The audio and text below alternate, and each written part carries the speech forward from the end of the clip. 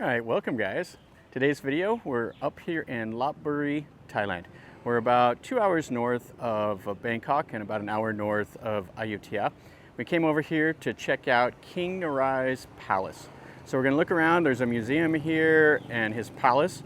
Now, King Narai built this palace, I believe in 1666 is when he built it.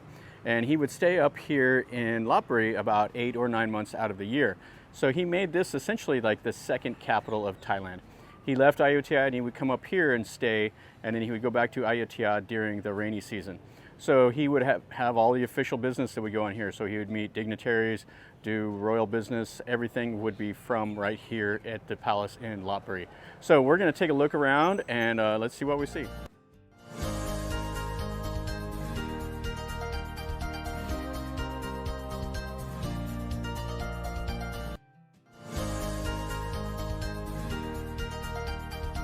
Okay, so here's the ticket window, and as you can see, the foreigner price is 150 baht and the Thai price is 30 baht. So you get the dual pricing here also.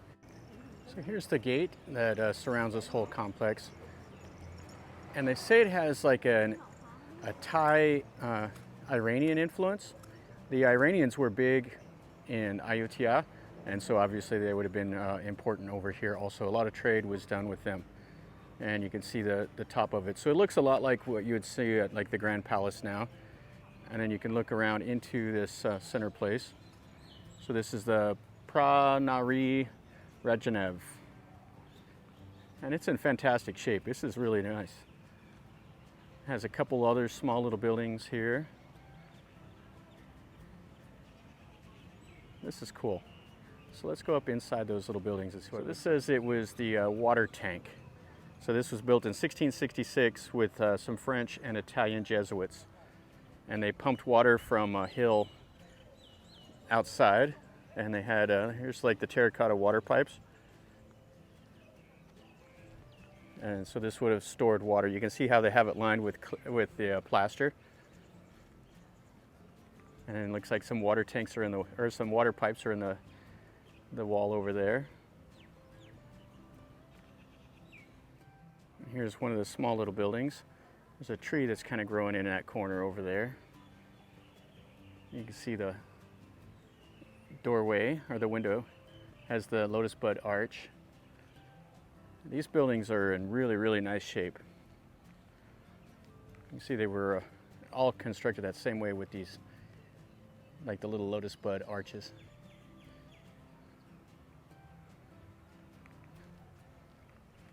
Very nice. Now I got some birds nesting up there. So they have some slots up at the top. I wonder if they had like a balcony over this. There probably was for some shade. We can look inside this one. So this archway here is, the top part is maybe like, I don't know, maybe about 6 foot at the most. And they would have had, looks like a second story here. So they would have had these little slots that had some wood beams going across, and they would have had a second floor built on top of it. Yeah, very nice. You can see some of the timber is kind of rotting out there at the window. Another building here that's just down to the base and a portion of the walls. And then you can see the outside perimeter wall around this courtyard. This is fantastic. These are in great shape. So I did one temple in Ayutthaya that was, I think, Wat Mai was the name, and it had these lotus bud windows on the visitor quarter, and you can really see the same influence in these buildings also. So it says these are all of these buildings right here, and on this side over here, right beside the water tank, and then these over here that we was just looking at. These are the 12 storage buildings. And what they say is that King Narai had cloth stored in here, and then he told some people to get the cloth, and he gave it to like his closest like advisors and everything, and instructed them whenever he died to become monks. Yeah, these buildings are in spectacular shape. So you can see again in here, these would have all been 2-story. And this one here actually had like a 3rd story up top probably. I don't know, it might have been a high roof. Doesn't look like there's any slots for some beams up there between the 2nd and 3rd. But there is 2 little holes there, so I don't know, maybe they were filled in later. So going into this one here, it has like a low doorway that's about 5 foot tall. So you can duck down and come into this other little room here. And this one here you can see, looks like they had a floor here. So this would have been a 3-story building with a small one right up there. Yeah, these are in really, really nice shape. You can see here where they have the slots for the 2nd story also. So these are all made out of the brick and then covered in the plaster.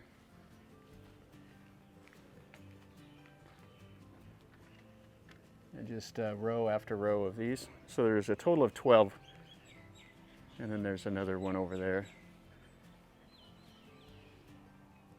So these buildings here are a little smaller. And then it looks like they have some little notches in the wall. Probably for some like Buddha images or something. And the same over here. Looks like the outer wall was here is gone, just down to the base. And then they have some more of those right there. Yeah, that's nice. And the top of the door is gone, so just the one part of the wall is left. Yeah, this is a nice look at it from this end. So 360-year-old buildings, still looking pretty good. And you can see all the little lotus-shaped windows. Right over here next to the wall, see this little building here, and it says it's the elephant stables. And I guess King Narai loved to ride elephants, and he raised them here. So he would ride them whenever he would go out hunting. And then this is the wall that's kind of built up against those 12 storage buildings, and then has another wall over here.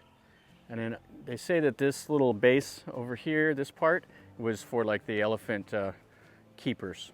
And then you can see some more of the wall and some more buildings over there. This building right here is the reception hall. So King Narai would use this to receive like foreign dignitaries. And this building was surrounded by 20 fountains. And it's, they say that there was French and Persian ambassadors that came here in 1685 and 1687. And he met with them and had banquets here in this building. And it's pretty cool. They got the little lily pads around in the water. And you can see what's left of the low wall. And it had like the little arches in it. So this would have been quite cool.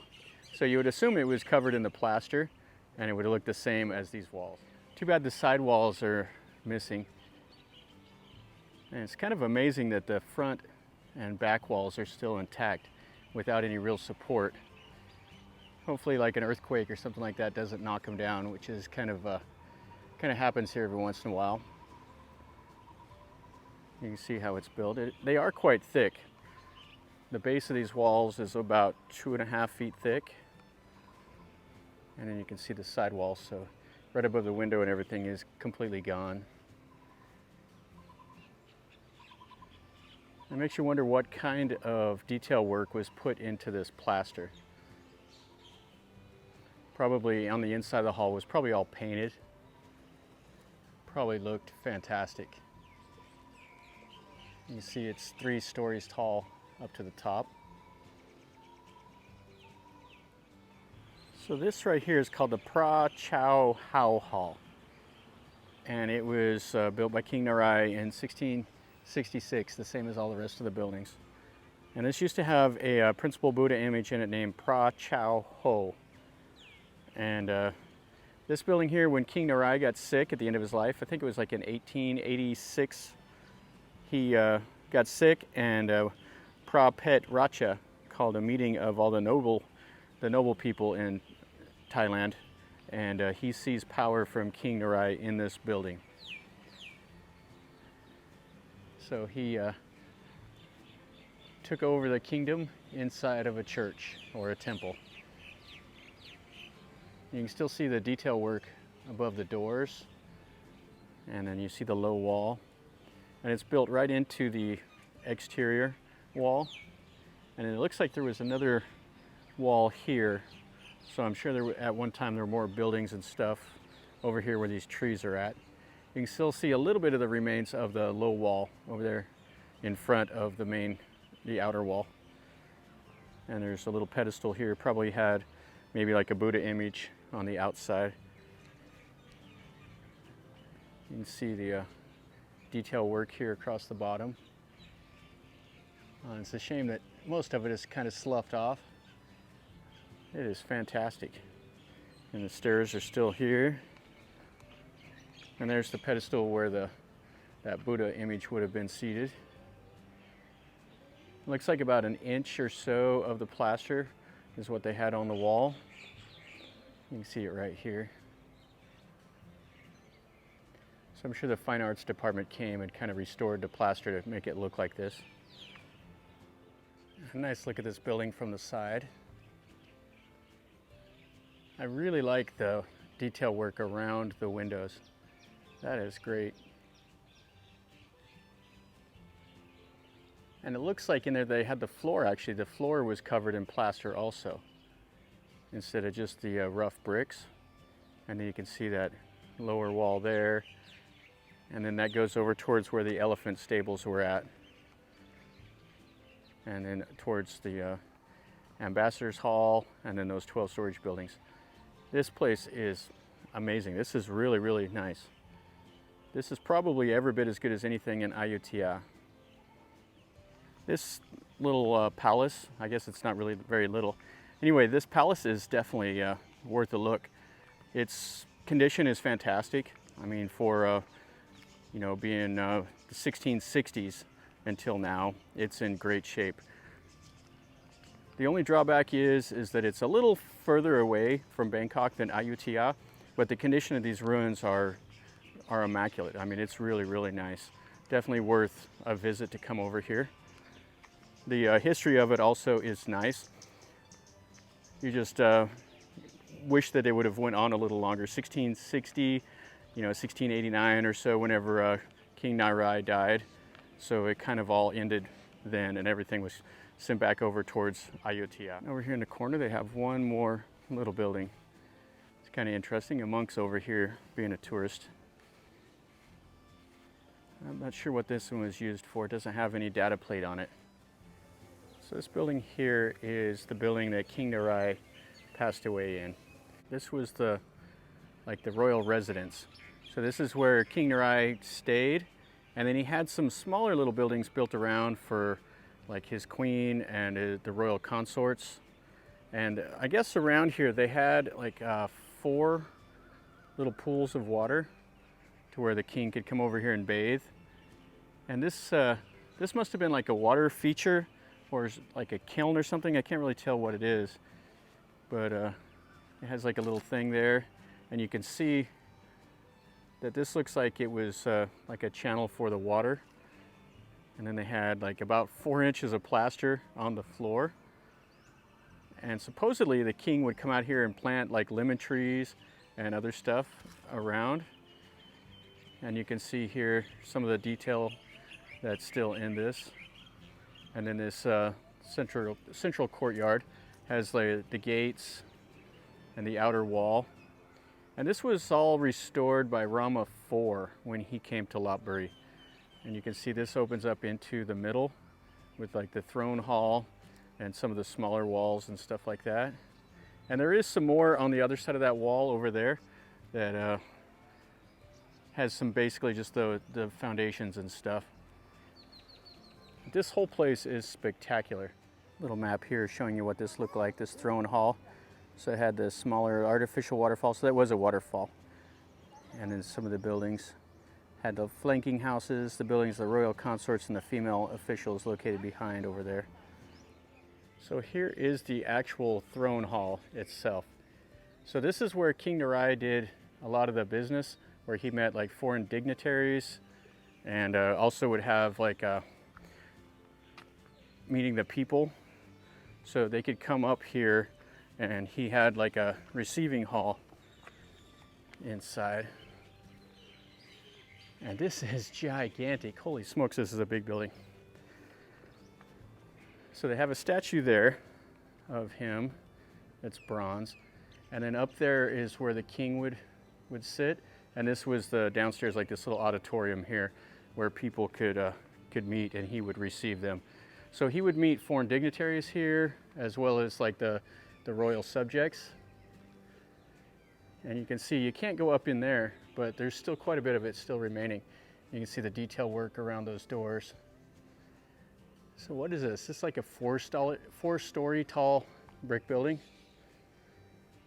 And what I read about this place also is that King Narai had like an emergency meeting with the people that were involved in the coup in this building, and he kind of basically forgave them for the coup. So when Rama IV came to Lopburi and was restoring this, that little building over there and then the small one over there was built for like royal guards, so they could stay here and they could protect him. Then this hall right here was built, that is now the museum. So it was built by Rama IV, and you can see the Western style. Rama IV, you know, he was fascinated by the European styles. So you see a lot of the buildings that he built that will have a lot of the influence in it. You can see the wooden shutters, just has a completely different feel. And that's right next to King Narai's throne room. And you can see this is actually the museum. It's 3 stories worth of stuff in there. So the first floor has all the old stuff. The second floor is like the middle Lopburi style. And then the top floor is Rama IV's personal stuff. Now there's another museum here that's in this old hall. Now all of the buildings at this palace would have looked just like this. So this was actually a functioning office or a functioning part of the palace. And King Narai would do some of the daily activities. And it supposedly has 2 little balcony things like that. And one side the people would leave, the other side the king would leave. And they had the pallbearers that would carry him on like he would sit on the throne, and they would carry him by the wooden poles. And that's how he would go. So let's go into this hall first, this museum, and let's look at it, and then we'll go to the second museum here. And up at the top there, that's the seal of Rama IV, those 9-tiered deals. Yeah, this is a cool building. I really like that. If you see some of the stuff like around Bangpa Inn, that one temple, that looks just like a Catholic church. And that was inspired by Rama IV. He's the one that ordered that constructed. And it looks like there might even be more stuff back there. So let's look in the museums and then we'll look around a little bit more. Well, the museum was fantastic. We probably spent about 2 hours in there. You can walk around and you can spend as much time as you want. There's data plates all over the place for you to read. So I would definitely recommend going in there. Now they don't allow video, so I could only take a few pictures. So I'll show you a little bit of what you saw. So let's walk around behind and see what that is. Okay, so right behind the museum, you have these buildings right here. So these were built by Rama IV, and there's 8 buildings. There's four buildings in 2 rows. And these were for the women to stay in. And back in the day, it was forbidden for men to come back in here. But this looks like now it's just kind of an extension of the museum. Okay, so here is a model of the whole palace. So you can see the white wall, you can see the buildings with the museum, the storerooms, the water storage, the temple over here where the rebellion started, and then like the elephant buildings over here. There's the elephant building right there, the elephant corral. This is kind of cool. They built a hedge like a building, and that's right behind the throne room. And then the wall right there. Okay, one last look at this. And these are those 8 storage buildings. And then over there is the water tank when you first come in. It just has a huge, massive open area here. And then over here is the inner wall and some of the elephant quarters and stuff that was in towards the inner part. and that goes in towards the museum. All right, guys, that finishes up our tour here at the King Narai's palace. This place is fantastic. This is a lot of fun. It was 150 baht to get in, 30 baht for Thais, and it's worth the price of admission, worth $5, and you can spend as much time as you want here. I think we spent probably a total of let's see, 3.5 hours or so walking around this complex. So hopefully my video won't be that long. I'll try to cut it down as much as possible. So anyway, guys, if you liked the video, make sure you click like, it takes a second. And if you're new to my channel and this is the first video you've seen, subscribe to my channel. Subscriptions do me the most good. It helps me grow my channel so I can keep making content. And it also lets you know when I post a new video, keeps you notified. And if you want to know something more, or if you have any comments, tell me down below. Or if you have any ideas for something that you want to see, tell me, and if I can, I'll make a video of that also. And share it with your friends if you want. And until next time, guys, remember, life is a journey. So until next time, from Lopburi, enjoy.